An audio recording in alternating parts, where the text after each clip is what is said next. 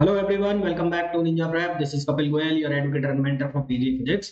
तो आज का जो ईएमटी का लेक्चर है, इसके अंदर हम डिस्कस करेंगे एक पोलराइज्ड स्फीयर की वजह से उसके अंदर बाहर उसकी सरफेस पर इलेक्ट्रिक फील्ड क्या होता है, पोटेंशियल क्या होता है। उसके बाद हम ये देखेंगे कि यदि इस पोलराइज्ड स्फीयर को किसी एक्सटर्नल इलेक्ट्रिक फील्ड में रख दिया जाता है तो क्या इफेक्ट पड़ेगा।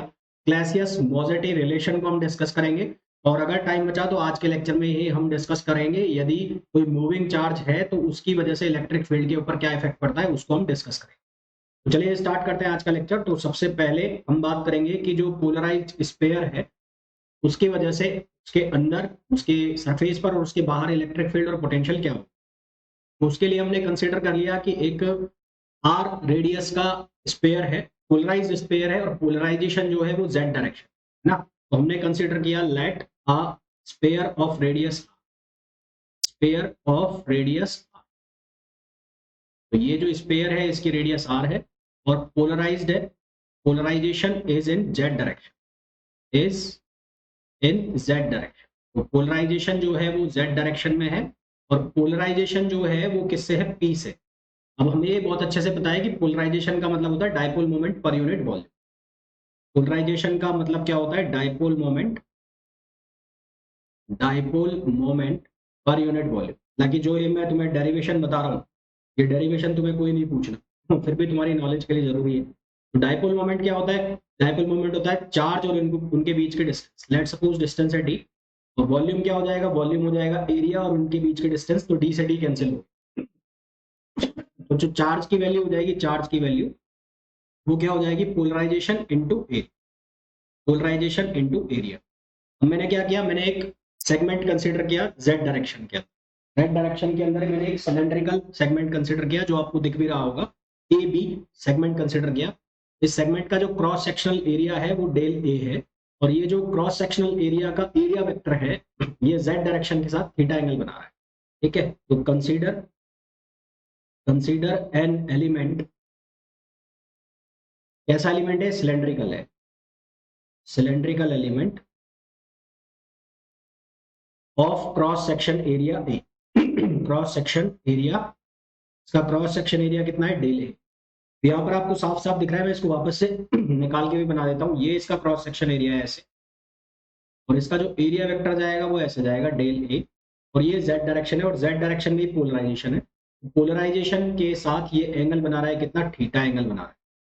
कितना एंगल बना रहा है, थीटा एंगल बना रहा है। पोलराइजेशन की जो डायरेक्शन है उस डायरेक्शन के अंदर इसका जो कंपोनेंट हो जाएगा, इस डायरेक्शन के अंदर इसका कंपोनेंट जो हो जाएगा वो हो जाएगा डेल ए कॉस थीटा। कितना हो जाएगा, डेल ए कॉस थीटा। तो जो पोलराइजेशन की डायरेक्शन है उसमें चार्ज की वैल्यू हो जाएगी, तो charge on surface charge on surface along along Z direction. तो जेड डायरेक्शन में जो चार्ज की वैल्यू हो जाएगी, अभी मैंने आपको बताया चार्ज किसके बराबर है, पोलराइजेशन इनटू एरिया। तो चार्ज डी क्यू अगर मैं लिखना चाहूं तो वो कितना हो जाएगा, पोलराइजेशन और एरिया इसकी डायरेक्शन में कितना हो गया, डेल ए कॉस थीटा, है ना। ये चार्ज की वैल्यू होगी। अब मेरे को अगर सरफेस चार्ज डेंसिटी निकालनी है, क्या निकालनी है, surface charge density. Surface charge density अगर हमें निकालनी है तो सरफेस चार्ज डेंसिटी को हम लिखते हैं सिग्मा से, और सिग्मा जो है वो किसके बराबर होगा, चार्ज अपॉन एरिया।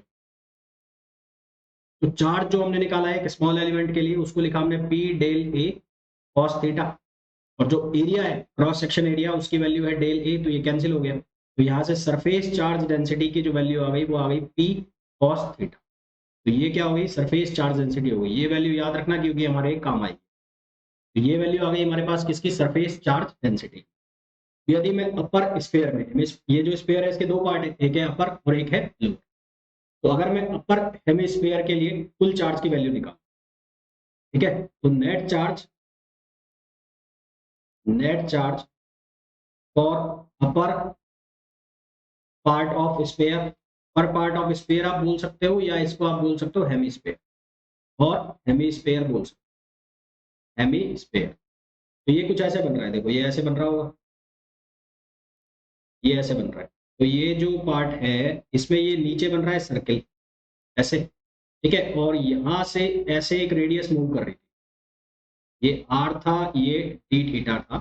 तो यहाँ से यहाँ तक आप चल रहे हो तो एक डायरेक्शन तो ये आ गई, ये कितना हो जाएगा r d थीटा। एक ये ऐसे घूम रहा है तो एक हमें जो लेंथ मिलेगी वो ऐसे मिलेगी, और यहाँ टॉप तक जाओगे तो यहाँ से यहाँ तक एंगल कितना होगा, 0 से और π/2। मैंने आपको जो पीछे वाला डायग्राम है इसमें देखो, यहाँ जो ये रेडियस बन रही है, ये वाली जो रेडियस बन रही है, ये वाली रेडियस कितनी बन रही है, r sin थीटा। कितनी बन रही है, r sin थीटा। तो इसकी जो सरकमफेरेंस है स्मॉल एलिमेंट के लिए, यानी कि ये जो ऊपर वाला पार्ट है यहाँ पर आप मान लो कहीं पर भी, तो इस पार्ट के लिए जो सरकमफेरेंस बनेगा वो कितना बनेगा, वो सरकमफेरेंस जो बनेगा वो कितना बनेगा, 2πr sin थीटा। और एक एलिमेंट हो गया r d थीटा। तो अगर आपको ये स्मॉल एलिमेंट जो ऊपर है इसके अंदर आपको चार्ज की वैल्यू निकाल, तो वैल्यू ऑफ चार्ज, तो अपर हेमिस्फीयर के लिए उसको कहां से कहां तक आप इंटीग्रेट करोगे, 0 से और π/2 तक। और सरफेस डेंसिटी आपने निकाल रखी है, सरफेस डेंसिटी को चार्ज में कन्वर्ट करना है तो किससे मल्टीप्लाई करना पड़ेगा, एरिया से। तो सरफेस डेंसिटी की वैल्यू कितनी है, p cos थीटा। एरिया कितना होगा, एक तो ये वाली डायमेंशन और एक ये वाली डायमेंशन, ये कितना बनेगा, ये बनेगा 2πr sin थीटा, और ये कितना बन जाएगा, r d थीटा। जब आप इसको सिंप्लीफाई करोगे तो यहाँ पर आपके पास वैल्यू आएगी p πr²। क्या वैल्यू आएगी, p πr²। तो ये हमारे पास चार्ज की वैल्यू आ गई upper part of the hemisphere. क्योंकि ये पोलराइज्ड है तो ऊपर वाले पार्ट में यदि पॉजिटिव चार्ज है तो नीचे वाले पार्ट में कौन सा चार्ज होंगे, नेगेटिव चार्ज। तो नीचे वाले पार्ट में अगर नेगेटिव चार्ज है तो उसकी वैल्यू क्या आएगी, -πpr²। Similarly we can find out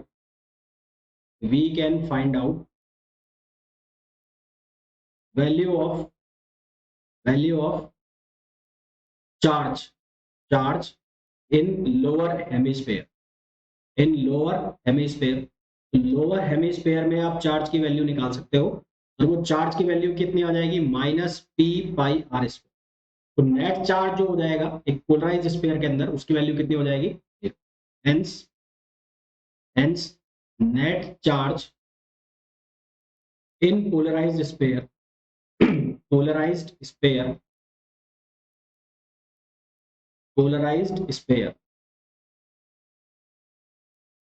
is 0। अब मेरी राइटिंग थोड़ी ऐसी है, सुधारने की कोशिश कर रहा हूँ, तो आई होप समझ में आ जाती होगी। फिर भी इतनी ज़्यादा अच्छी नहीं है, तुम लोगों की मेरे से ज़्यादा अच्छी होगी। सुधारने की कोशिश चल रही है। एक मिनट, इसको मैं साइलेंट कर दूं। ठीक है, तो अभी तक जो हमने पढ़ा उसमें से जो क्वेश्चन बनेंगे, आपको जो क्वेश्चन पूछे जा सकते हैं वो क्वेश्चन ये पूछे जा सकते हैं कि एक तो अपर पार्ट में जो चार्ज की वैल्यू आ रही है वो कितनी आ रही है, ये क्वेश्चन बन रहा है यहाँ पर। फिर आपको क्वेश्चन ये पूछा जा सकता है कि जो net charge in polarised hemisphere या पोलराइज्ड स्फीयर कितना होता है, वो 0। नेट चार्ज जो है वो कितना होता है, 0। अब हमें निकालना है इसका डायपोल मोमेंट, है ना। इसके अंदर हमें क्या निकालना है, डायपोल मोमेंट, या आप इसको बोल सकते हो कि जो पोलराइज्ड स्फीयर है उसके लिए डायपोल मोमेंट निकालना है। तो dipole moment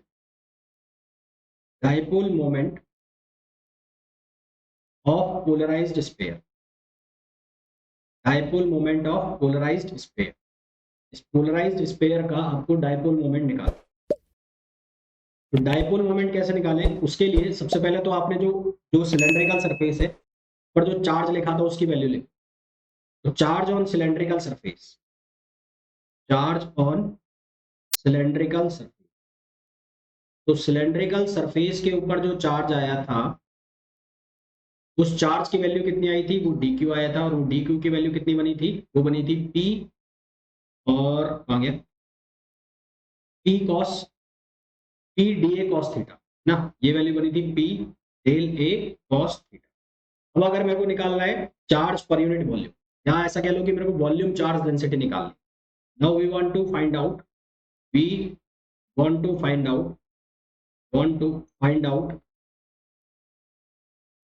volume charge density. हमें निकालनी है वॉल्यूम चार्ज डेंसिटी। कैसे निकालें, वॉल्यूम चार्ज डेंसिटी रो किसके बराबर होता है, चार्ज अपॉन वॉल्यूम। तो चार्ज अपॉन वॉल्यूम, अब वॉल्यूम क्या बनेगा सिलेंडर का, एक तो उसका क्रॉस सेक्शन और एक डिस्टेंस। तो वॉल्यूम जो बनेगा वो कितना बनेगा, चार्ज। चार्ज की वैल्यू कितनी लिखी हुई है, चार्ज की वैल्यू है P del A, P del A और कॉस थीटा। और जो वॉल्यूम बनेगा वो कितना बनेगा, एक तो एरिया जो इसकी डायरेक्शन में था ऑलरेडी, और जो डिस्टेंस स्मॉल एलिमेंट के लिए डिस्टेंस अगर आप डेल जेड ले रहे हो, ये डेल जेड कैसे ले रहे हो ये भी मैं बता देता हूँ आपको। तो यहाँ से ये del A cos theta cancel हो जाएगा, तो रो की वैल्यू कितनी बन जाएगी, पी अपॉन डेल जेड। अब ये जो डेल जेड डिस्टेंस है ये कहाँ से आई है, इसके लिए हमने क्या किया, ये नेट चार्ज की वैल्यू 0 है, ऊपर जो है वो है P pi square R plus का, और नीचे वाले पार्ट में है जो है वो माइनस का। तो हम ऐसा मान सकते हैं कि ये दो हेमिस्फेयर आ रहे हैं या दो स्पेयर आ रहे हैं जिनका सुपर पोजिशन हो रहा है, उसकी वजह से ये पोलराइज स्पेयर बन रहा है। यानी कि अगर मैं इसको डायग्राम में बनाना चाहूँ तो डायग्राम में हम कुछ इस तरह से दिखा सकते हैं इसको। तो एक स्पेयर ऐसे बना दिया मैंने, और एक स्पेयर में कुछ ऐसे बना दिया। तो ये धीरे धीरे एक दूसरे के ऊपर आ रहे हैं और इनका क्या हो रहा है, सुपर पोजिशन हो रहा है, एक दूसरे से मिलते हुए जा रहे हैं। तो मिल रहे हैं तो उससे क्या हो रहा है कि जो नेट चार्ज है उसकी वैल्यू कितनी हो जाएगी, 0 हो जाएगी। ये कुछ ऐसा हो। तो अगर अपर वाले पार्ट में चार्ज है पॉजिटिव, ऊपर वाला जो चार्ज वो पार्ट है उसमें पॉजिटिव चार्ज है, तो नीचे वाला जो पार्ट है उसमें कौन से चार्ज होंगे, नेगेटिव चार्ज होंगे। ये दो अलग अलग स्पेयर है जिनका क्या हो रहा है, सुपर पोजिशन हो रहा है, और सुपर पोजिशन से ये क्या बन रहा है, पोलराइज स्पेयर बन रहा है। तो इन दोनों के सेंटर अलग अलग हो गए बी, तो एक सेंटर ये हो गया और एक सेंटर ये हो गया। लेट सपोज एक का सेंटर है C1 और एक का सेंटर है C2, और दोनों के जो सेंटर है उनके बीच की जो डिस्टेंस है डेल जेड। क्योंकि दोनों में अलग अलग चार्ज है, एक पॉजिटिव चार्ज और एक नेगेटिव चार्ज की तरह बिहेव कर रहा है, तो इन दोनों के बीच में क्या बनेगा, डायपोल मोमेंट बनेगा। और जो वो सिलेंडर हमने बनाया हुआ, सिलेंडर मैं यहाँ निकाल के बना रहा हूँ, वो सिलेंडर कुछ ऐसे बनाया हुआ था हमने। तो ये वाली जो डिस्टेंस आ गई वो डेल जेड आ गई, डेल जेड आ गई, और ये जो एरिया आया हुआ था ये कितना आया था, डेल ए कॉस थीटा। वहां से मैंने लिखा del A cos theta upon और इनटू डेल जेड। तो अब यहाँ पर आपको दिख रहा है साफ साफ कि दो अलग अलग नेचर के चार्ज है, तो उनकी वजह से डायपोल मोमेंट आएगा। तो डायपोल मोमेंट, तो dipole moment, dipole moment of polarised sphere, dipole moment of polarised sphere. Polarised sphere का डायपोल मोमेंट हमें लिखना है। डायपोल मोमेंट क्या होगा, डायपोल मोमेंट हो जाएगा चार्ज और उनके बीच के डिस्टेंस। तो लेट सपोज चार्ज का जो मैग्नीट्यूड है वो क्यू है, और जो उनके बीच के डिस्टेंस है वो डेल जेड, कितनी है, डेल जेड। तो यहाँ पर मैंने क्या लिखा हुआ है, यहाँ पर लिखा हुआ है volume charge density. Volume charge density से अगर चार्ज निकालना है तो क्या करना पड़ेगा, rho into volume, rho into volume. रो की वैल्यू कितनी है, पी अपॉन डेल जेड। ये जो पी है ये है polarisation, this P stands for polarisation. और वॉल्यूम जो हो जाएगा वो कितना हो जाएगा, 4/3 pi are cube, 4/3 pi are cube. तो यहाँ से जब हम इसको सिंप्लीफाई करेंगे, यहाँ से सिंप्लीफाई करेंगे तो P की वैल्यू कितनी बनेगी, ये बनेगी P upon del Z 4/3 pi are cube, और ये डेल जेड ऑलरेडी है तो ये डेल जेड से डेल जेड कैंसिल हो जाएगा, तो डायपोल मोमेंट की वैल्यू आ जाएगी 4/3 पाई आर क्यूब और P। तो ये वाला जो P है, ये वाला P, इसको हम कहते हैं पोलराइजेशन। ये जो P है this is known as polarisation. तो यहाँ तक आपको अभी तक मेरे हिसाब से चीजें क्लियर हो गई होंगी। अब इनमें जो क्वेश्चन बनेगा वो मैंने आपको बता दिया ऑलरेडी, क्या ऑब्जेक्टिव क्वेश्चन बन सकते हैं। फिर भी मैं एक बार वापस आपको रिकॉल करा देता हूँ कि अपर पार्ट में जो चार्ज की वैल्यू है वो P pi are square, lower part में कितनी हो जाएगी, minus P into pi are square. इसी तरह से यदि हमसे पूछा जाए कि अगर पोलराइज स्फीयर है उसके अंदर डायपोल मोमेंट की वैल्यू क्या होगी, तो ये क्या हो जाएगी, ये किसकी वैल्यू है, डायपोल मोमेंट की वैल्यू है ना। This is the value of dipole moment, dipole moment of polarised sphere. अब हम क्या करेंगे, हम इस पोलराइज्ड स्फीयर के बाहर, इसकी सरफेस पर और इसके अंदर इसकी वैल्यू निकालेंगे। हम वैल्यू निकालेंगे इलेक्ट्रिक फील्ड की और पोटेंशियल। तो now electric field, electric field and potential, and potential, electric field and potential outside the polarised sphere, outside the polarised sphere. Polarised sphere के बाहर में वैल्यू निकालनी है इलेक्ट्रिक फील्ड की और पोटेंशियल की, यानी कि हमारे पास कंडीशन है r ग्रेटर देन r। तो इसको हम पोलर कोऑर्डिनेट में सॉल्व करेंगे। पोलर कोऑर्डिनेट में सॉल्व करेंगे तो सबसे पहले तो due to polar coordinates, due to polar coordinates,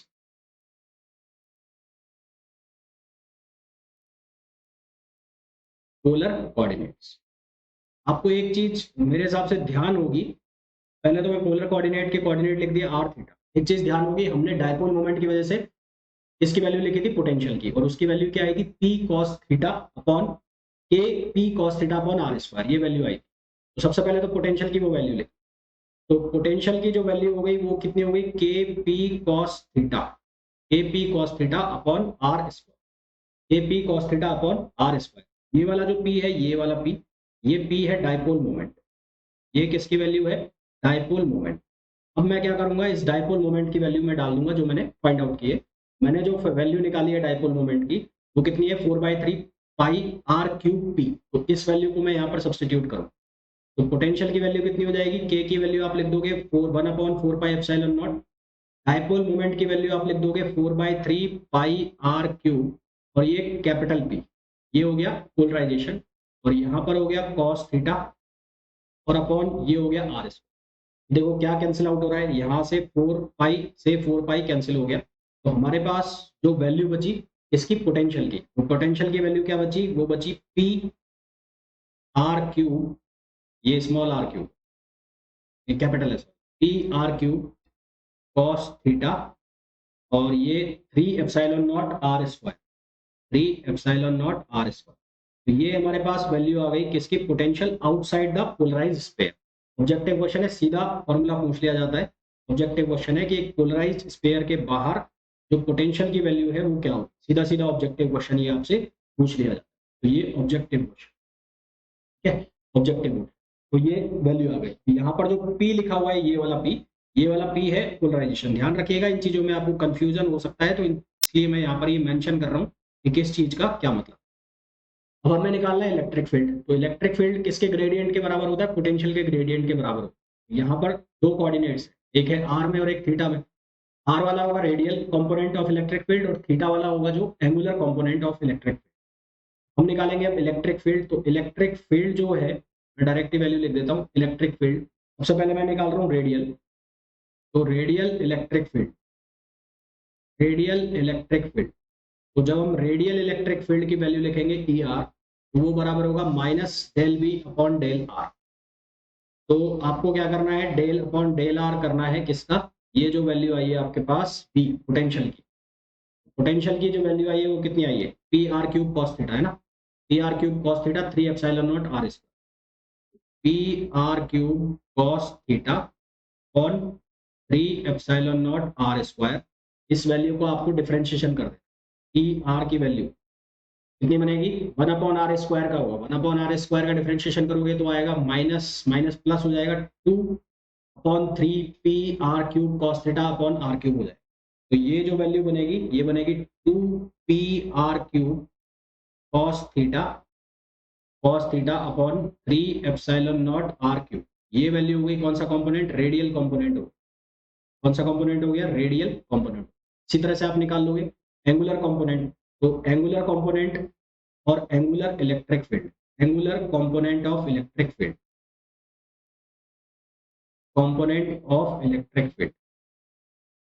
तो angular component of electric field जब आप निकालोगे तो वो हो जाएगा ई थीटा, और ई थीटा की वैल्यू को आप लिखोगे minus del V upon del theta, minus del V upon del theta, और इंटू क्या होगा 1/r ना, इसका एंगुलर कंपोनेंट लिखोगे वो होगा 1/r del V upon del theta. तो आप इसको थीटा के रेस्पेक्ट में करोगे, तो कॉस थीटा का करोगे तो कितना आएगा, साइन थीटा आएगा है ना, और माइनस माइनस क्या हो जाएगा, प्लस हो जाएगा। तो ये वैल्यू बनेगी ई थीटा की जो, वो बनेगी P R cube, P R cube sine theta, और ये हो जाएगा 3 एप्सिलॉन नॉट आर क्यूब। ये कौन सा कंपोनेंट हो गया, ये कंपोनेंट हो गया है एंगुलर कंपोनेंट। तो जो नेट इलेक्ट्रिक फील्ड आएगा, net electric field, net electric field की जो वैल्यू बनेगी, वो नेट इलेक्ट्रिक फील्ड की वैल्यू बनेगी E equals to E R R cap और प्लस ई थीटा और थीटा कैप। तो अब जो वैल्यू है आई है आपके पास, वो वैल्यू सब्स्टिट्यूट कर लेना। तो ये इसमें ज्यादातर जो क्वेश्चन पूछे जाते हैं वो इनके डायरेक्ट ऑब्जेक्टिव क्वेश्चन ये पूछे जाते हैं कि पोलराइज स्फीयर है तो उसमें पोलराइज स्फीयर के बाहर इलेक्ट्रिक फील्ड और पोटेंशियल की वैल्यू क्या हो। तो आप डेरिवेशन तो करोगे नहीं इतना बड़ा, तो उसके लिए आपको फॉर्मूला याद होना चाहिए, फॉर्मूला याद होगा तो कर लोगे, नहीं तो। फिर हम बात करें कि इसकी सरफेस ना, तो electric field and potential, electric field and potential at surface of polarised sphere, surface of polarised sphere, polarised sphere की सरफेस पर आपको इलेक्ट्रिक फील्ड और पोटेंशियल बताना है। आपने क्या करना है, आपके पास जो वैल्यू आई कौन सी आई, पोटेंशियल की, पोटेंशियल की वैल्यू कितनी आई, वो वैल्यू आई थी आपके पास p are cube cos theta upon 3 epsilon naught square. तो ये वैल्यू आई p are cube cos theta upon 3 epsilon naught are square. तो आपने कुछ नहीं करना है, आपको आर की वैल्यू को आर सब्स्टिट्यूट करना। तो when R equals to R, उस केस में जो पोटेंशियल है उसका फॉर्मूला बन जाएगा, आर आर कैंसिल हो जाएंगे तो ये बनेगा P R cos theta upon 3 epsilon not. एक तो ये वैल्यू बन गई। अब जेड कंपोनेंट जो है, आर जो था, आर पोलराइज स्फीयर का जो आर था, ये आपने पोलराइज स्फीयर बनाया, वापस बना देता हूँ एक बार। ये आपने पोलराइज स्फीयर बनाया था, पोलराइज स्फीयर, और इस पोलराइज स्फीयर में ये थी रेडियस, ये एंगल बन रहा था यहाँ से। तो यहाँ से साफ साफ दिख रहा है आपको कि जो आर कॉस थीटा है वो किसके इक्वल हो रहा है, जेड के। आर को कॉस थीटा को आप क्या लिख सकते हो, जेड लिख सकते हो। तो v इक्वल्स टू कितना हो जाएगा, P Z upon 3 epsilon not. ये बहुत इंपॉर्टेंट है, बहुत काम आएगा ना, P Z upon 3 epsilon not, most important. इसके ऊपर काफी बार क्वेश्चन पूछ लिया तो इसकी वैल्यू कितनी हो गई, P Z upon 3 epsilon not. इसी तरह से हम निकाल सकते हैं इलेक्ट्रिक फील्ड। तो इलेक्ट्रिक फील्ड के लिए ई आर की जो वैल्यू हो जाएगी, वहां पर भी आपको R equals to R substitute करना है।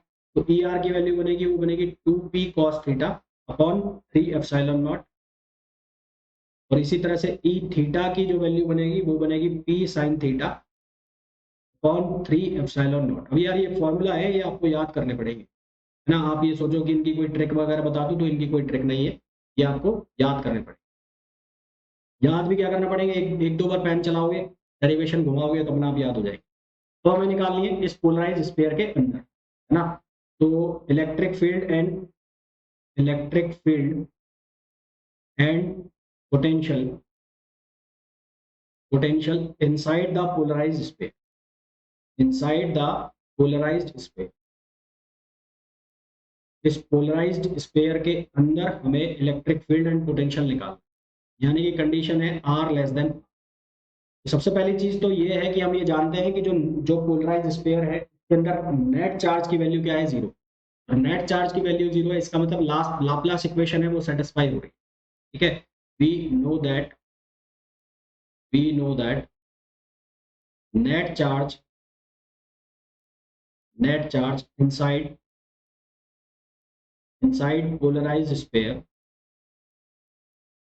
Polarised sphere is zero. तो नेट चार्ज की वैल्यू इसके अंदर क्या है, जीरो है। नेट चार्ज की वैल्यू जीरो है तो ये कंडीशन सेटिस्फाई हो गई, लाप्लास इक्वेशन। ये कौन सी इक्वेशन है, लाप्लास इक्वेशन। लाप्लास के साथ साथ यूनिकनेस थ्योरम भी सेटिस्फाई हो गई, यानी कि जो पोटेंशियल आएगा उसकी एक सिंगल वैल्यू है ना। तो अगर आप इसको del two Y, Z direction के लिए मैं क्या लिख सकता हूँ, del two Y upon del Z two equals to zero. तो यहाँ से आप लिख सकते हो del V upon del Z equals to constant. और v की वैल्यू किसके बराबर हो जाएगी, सी जेड के बराबर। v की वैल्यू किसके बराबर हो जाएगी, सी जेड। और अभी हमने बात की कि जो v है, v वो किसके बराबर था, v P Z upon 3 epsilon not. That means कि जो c है वो c की वैल्यू किसके बराबर हो रही है, p अपॉन 3 एप्सिलॉन। तो ये यूनिकनेस थ्योरम को भी सेटिस्फाई कर रहा है। तो इसका मतलब पोलराइज्ड स्फीयर जो है, क्योंकि चार्ज अंदर जीरो है, तो पोलराइज की सरफेस पर जो पोटेंशियल है वही पोटेंशियल कहाँ होगा, अंदर भी होगा। That means potential inside the sphere, potential inside the sphere, inside the sphere, inside the sphere potential कितना हो जाएगा, वो हो जाएगा P Z upon 3 epsilon P Z upon 3 epsilon, ये स्फीयर के अंदर पोटेंशियल हो जाएगा। ई एक्स, अब क्योंकि चार्ज जीरो है तो अंदर इलेक्ट्रिक फील्ड कितना हो जाएगा, जीरो। तो एक्स डायरेक्शन में इलेक्ट्रिक फील्ड कितना हो जाएगा, जीरो। वाई डायरेक्शन में इलेक्ट्रिक फील्ड कितना हो जाएगा, जीरो। जेड डायरेक्शन में इलेक्ट्रिक फील्ड निकालना है तो हम कैसे निकाल सकते हैं, del V upon del Z से। Del V upon del z करोगे तो जेड का जेड के रेस्पेक्ट में डिफरेंशिएशन 1, तो यहाँ पर कितना आ जाएगा, माइनस पी अपॉन 3 एप्सिलॉन। तो एक जो स्पेयर है, पोलराइज स्पेयर, उसके अंदर इलेक्ट्रिक फील्ड का जेड कंपोनेंट सिर्फ एग्जिस्ट करेगा, एक्स और वाई कंपोनेंट है उसकी वैल्यू क्या हो जाएगी, जीरो। एक्स और वाई कंपोनेंट की वैल्यू क्या हो जाएगी, जीरो हो जाएगी। तो ये इंपॉर्टेंट चीजें बनती है, यहाँ से इनके सीधे फॉर्मूले पूछे जाते हैं आपसे, इनका कोई भी आपसे डेरिवेशन नहीं पूछे। अगर डेरिवेशन आपको ध्यान रहेगा तो आप इसको इजीली कर जाओगे, नहीं तो फिर ये गड़बड़ हो जाएगा। तो अब अगर इसके लिए हम डायग्राम बनाएं, इसके लिए हम इलेक्ट्रिक फील्ड लाइंस बनाएं, तो इलेक्ट्रिक फील्ड लाइंस इसके लिए कुछ इस तरह से बने। भाई अंदर आपको इलेक्ट्रिक फील्ड जीरो रखना है, तो अंदर आपको इलेक्ट्रिक फील्ड जीरो रखना है एक्स और वाई डायरेक्शन में। एक्स और वाई डायरेक्शन में तो चलेंगे नहीं फील्ड लाइंस। अब जो इलेक्ट्रिक फील्ड है आउटसाइड द स्पेयर आ रहा है, तो आउटसाइड द स्पेयर कुछ इस तरह से लाइंस बनेंगी,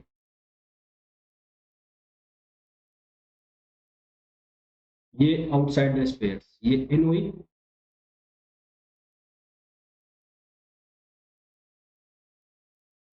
ये इलेक्ट्रिक फील्ड,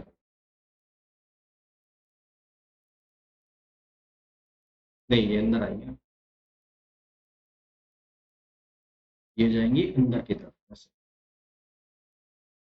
अब अंदर ये चार्ज जो है पोलराइज्ड है, कौन सी डायरेक्शन में, जेड डायरेक्शन में पोलराइज्ड है स्पेयर, तो ये पोलराइज्ड है। पोलराइजेशन के अपोजिट डायरेक्शन, क्योंकि पोलराइजेशन क्या करेगा, बाउंड चार्ज को उसके अपोजिट सरफेस पर इकट्ठा करेगा।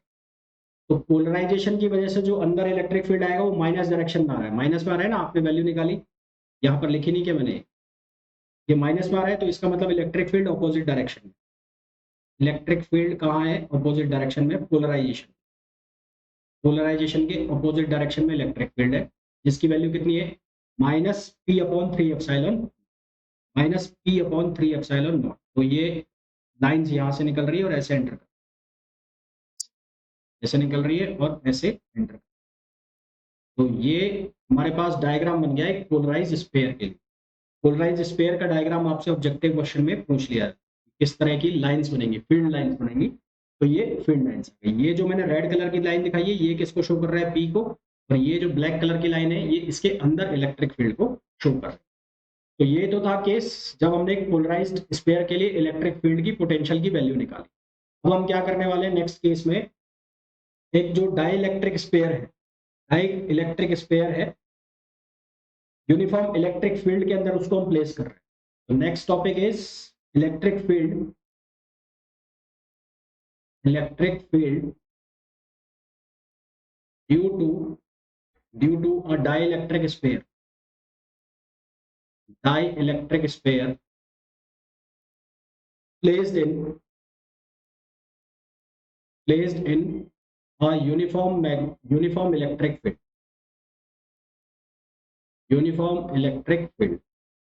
तो हमने यूनिफॉर्म इलेक्ट्रिक फील्ड के अंदर इस डाइलेक्ट्रिक स्पेयर को प्लेस कर, तो हमने क्या किया कि एक फील्ड लिया हमने जिसकी जो वैल्यू है वो है ई नॉट। एक हमने एक फील्ड रीजन ले लिया, इस रीजन के अंदर जो, इस रीजन के अंदर जो फील्ड की वैल्यू है वो है ई नॉट, फील्ड की वैल्यू है ई नॉट, और इसके अंदर आर रेडियस का, और इसका जो डाइलेक्ट्रिक कांस्टेंट है वो है एप्सिलॉन। इसकी जो रेडियस है वो है आर, और इसका जो डाइलेक्ट्रिक कांस्टेंट है वो है एप्सिलॉन आर। तो dielectric constant of sphere, dielectric constant of sphere वो कितना है, एप्सिलॉन आर, और radius of sphere, radius of sphere, sphere की जो रेडियस ली वो हमने कितनी ले ली, आर। अब जेड डायरेक्शन में जो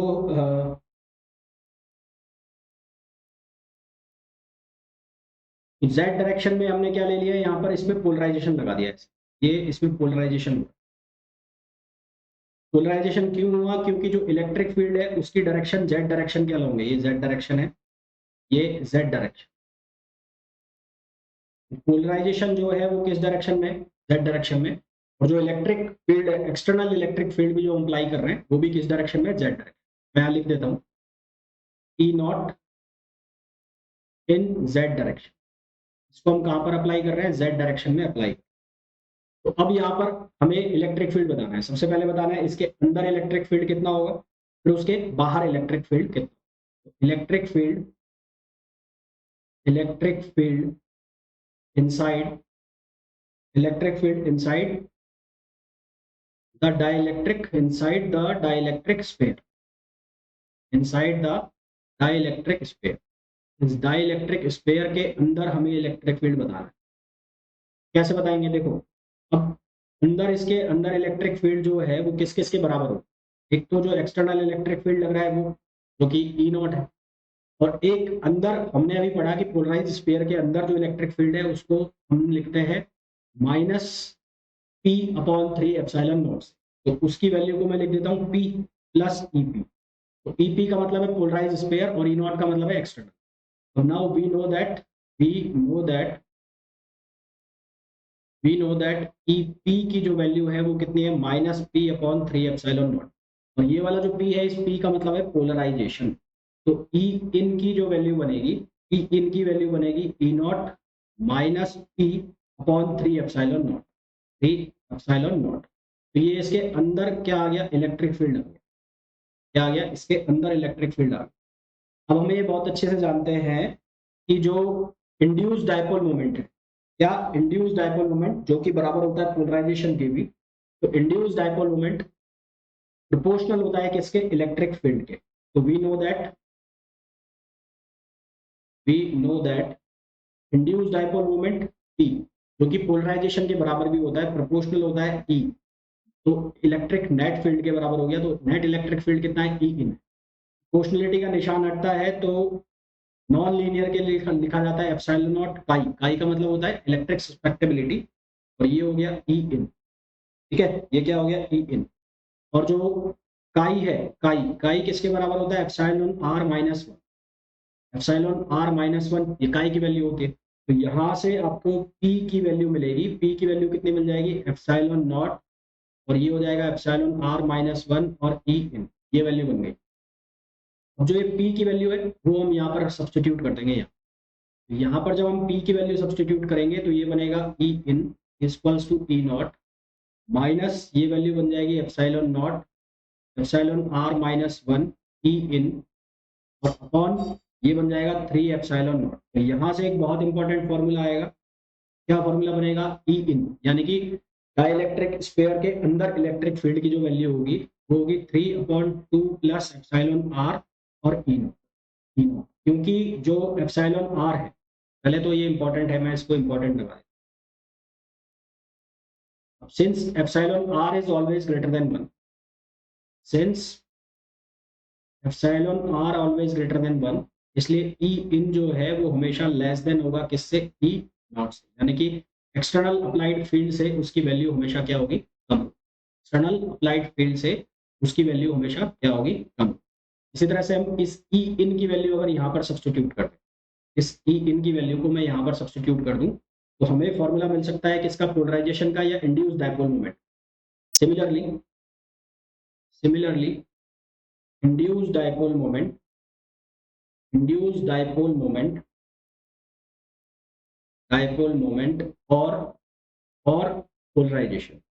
और पोलराइजेशन उसकी भी वैल्यू हम निकाल सकते हैं। तो वो तो इधर उधर कर रहे हैं वैल्यू को, तो वो वैल्यू कितनी आ जाएगी, p equals to 3 epsilon naught, और मैंने सिर्फ वैल्यू रखी है तो एप्सिलॉन r माइनस वन और एप्सिलॉन r प्लस टू, और ये क्या हो जाएगा, ई नॉट, ये वैल्यू हो जाएगी।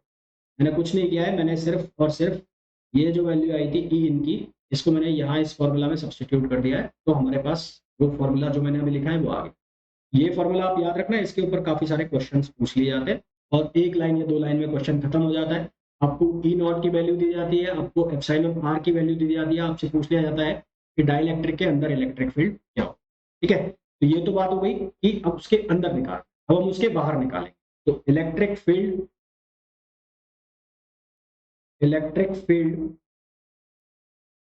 Outside the sphere, electric field outside the sphere, sphere के बाहर इलेक्ट्रिक फील्ड निकालना। बाहर तो इलेक्ट्रिक फील्ड के दो कंपोनेंट बन जाएंगे, तो ई आउट जो बनेगा वो क्या बनेगा, एक तो ई नॉट रहेगा जो कि अप्लाइड है, एक्सटर्नली अप्लाइड है, और एक बनेगा ई प्राइम।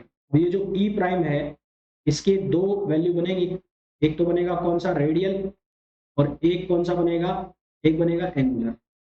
तो ये जो रेडियल और एंगुलर की वैल्यू है ये आप लिख लो। ये रेडियल की वैल्यू कितनी आई थी, ये आई थी 2 πr³ cos theta, cos theta था, हाँ cos थीटा, अपॉन 3 ε0 r³ और आर कैप, और जो एंगुलर बना था वो बना था pr³ sin theta upon 3 ε0 r³ और थीटा। तो ये वैल्यू हो गई किसकी, ई प्राइम की। अब आउट की वैल्यू के साथ इसको ऐड कर दो तो आपके पास किसकी वैल्यू आ जाएगी, ये आ जाएगी एक्सटर्नली इलेक्ट्रिक फील्ड की, या external net electric field, sorry net electric field की आउटसाइड द डाइलेक्ट्रिक। ठीक है, तो अभी तक जो भी हमने इसमें पढ़ा, जो भी हमने डिस्कस किया, इसमें सबसे ज्यादा जो पूछे जाने वाली चीजें हैं वो क्या है, एक तो ये पूछ लिया कि नेट चार्ज की वैल्यू क्या होती है। नेट चार्ज तो जीरो होता है, अपर पार्ट में कितना होता है, pi P r square, lower part में कितना होता है, minus P pi are square. इसको भी मैं अंडरलाइन कर देता हूँ, ये लोअर पार्ट में होता है ना, तो ये लोअर पार्ट में होता है, लोअर पार्ट में कितना होता है, minus P pi are square. तो नेट चार्ज की वैल्यू कितनी हो जाएगी, जीरो। फिर डायपोल मोमेंट का आपसे पूछ लिया जाएगा, पोलराइज स्फीयर का डायपोल मोमेंट बताओ, तो डायपोल मोमेंट की वैल्यू कितनी हो जाएगी, 4/3 πr³ और पी, ये जो पी है ये पोलराइजेशन होता है। और डायपोल मोमेंट जो वॉल्यूम चार्ज डेंसिटी है, ये वॉल्यूम चार्ज डेंसिटी का फॉर्मूला है। फिर उसके बाद आपको पूछा जाता है उसके आउटसाइड पोटेंशियल की वैल्यू, तो पोटेंशियल का फॉर्मूला आ गया, इलेक्ट्रिक फील्ड रेडियल और एंगुलर। फिर सरफेस पर आपसे पोटेंशियल पूछा जाता है और सरफेस पर इलेक्ट्रिक फील्ड पूछा जाता है। उसके अंदर पूछा जाता है, तो अंदर वाला जो पूछा जाता है इलेक्ट्रिक फील्ड और पोटेंशियल, वो ज्यादा इंपॉर्टेंट है। वहां पर दोनों थ्योरम काम कर रही है। कौन कौन सी थ्योरम काम कर रही है, एक तो लाप्लास थ्योरम काम कर रही है, और साथ ही साथ एक यूनिकनेस थ्योरम और काम कर रही है, also uniqueness theorem, uniqueness theorem, uniqueness theorem भी यहाँ पर काम कर रही है। तो यूनिकनेस थ्योरम ये कहती है कि जो एक पोटेंशियल है, पोटेंशियल सिंगल वैल्यू फंक्शन होगा, तो यहाँ पर सिंगल वैल्यू आ जाती है। उसके बाद ये पोटेंशियल की हमारे पास वैल्यू आ जाती है, पोटेंशियल के साथ साथ इलेक्ट्रिक फील्ड भी हम निकाल लेते हैं अंदर। तो ये पोटेंशियल आ गया अंदर, और अंदर पोटेंशियल वही है जो उसकी सरफेस पर पोटेंशियल। ठीक, फिर उसके बाद हमने कहाँ निकाला, जब हमने इसको एक एक्सटर्नल इलेक्ट्रिक फील्ड के अंदर रख दिया। तो एक्सटर्नल इलेक्ट्रिक फील्ड के अंदर रख दिया तो हमारे पास इनसाइड इलेक्ट्रिक फील्ड के लिए फॉर्मूला बना 3/2 + ε0 और ई नॉट। और यहाँ अगर डायरेक्ट वैल्यू लिखे तो E in equals to E naught minus P on 3 ε0, ये फॉर्मूला। इस तरह से इसके जो क्वेश्चन है, क्वेश्चन इसमें ये वन लाइनर जो सीधे हैं ये क्वेश्चन निकलते हैं, ऐसे कोई इसमें बहुत बड़े क्वेश्चन इसके अंदर नहीं निकलते। डेरिवेशन इसलिए यूजफुल है कि आपको ये चीजें याद हो जाए। इसमें हमारे पास बच गया एक तो क्लासियस मोजेटी रिलेशन, और एक बच गया हमारे पास जो क्या बोलते हैं उसको, मूविंग चार्ज जो है। तो उस मूविंग चार्ज में, या आप कह लो कि जो रिलेटिविटी इफेक्ट होता है इलेक्ट्रिक फील्ड पर, उसका क्या इफेक्ट होता है, उसकी वैल्यू क्या निकलती है, वो हमें करना है। उसके ऊपर ऑब्जेक्टिव क्वेश्चन भी बन जाते हैं, वो डिस्कस करेंगे हम नेक्स्ट वीडियो के अंदर। तो होपफुली आपको ये पूरा लेक्चर बहुत अच्छे से समझ में आया होगा। मिलते हैं नेक्स्ट वीडियो के अंदर, टिल देन थैंक यू।